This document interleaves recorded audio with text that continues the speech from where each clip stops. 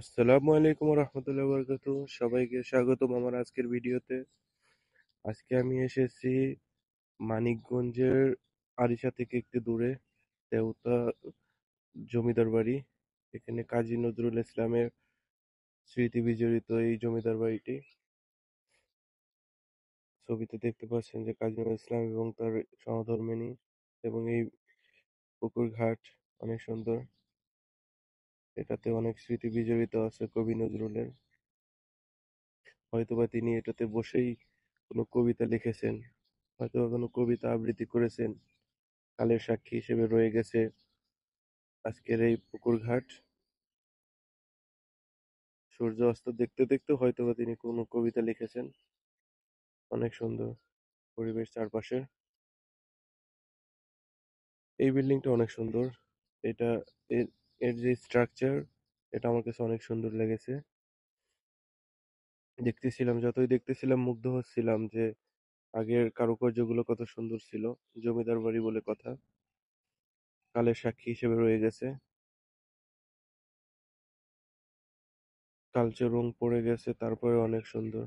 তারপরে যে ডিজাইন গুলো দিয়ে বিল্ডিং তৈরি হতো, সেই ডিজাইন গুলো অনেক সুন্দর ছিল আগে। স্ট্রাকচারাল ভিউর কথা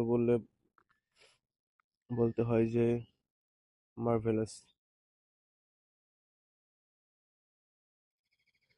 এই বিল্ডিং গুলোতে কালার করা হয়েছে কিছুদিন আগেই, সৌন্দর্য বাড়ানোর জন্য। বাকি যেগুলো ধ্বংসস্তূপে পরিণত হয়েছে সেগুলো ওরকমই আছে। তারপরেও দেখতে অনেক সুন্দর এই জমিদার বাড়িটা, যেখানে আমাদের কাজী নজরুল ইসলামের স্মৃতি বিজড়িত এই জমিদার বাড়ি। খুবই আশ্চর্যের বিষয় যে এখনো এখনো ধ্বংস হয়ে যায়নি সেই 100-200 বছর আগের তৈরি স্থাপনা, এখনো স্টিল দাঁড়িয়ে আছে। অনেক পর্যটক আসে, স্পেশালি ঈদের এই দিনগুলোতে এখানে মেলা হয়।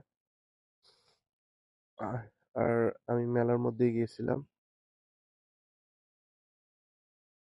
খুবই অবাক লাগে যে আমাদের বিল্ডিং গুলো যেখানে ধ্বংস হয়ে যাচ্ছে 50-60 বছর পরে, কিন্তু 200 বছরের স্থাপনা এখনো আছে, 200-300 বছর। চারপাশটা একটু নোংরা ছিল, কিন্তু যেগুলো রেনোভেট করছে ওগুলো পরিষ্কার। পাঠাগার আছে এখানে।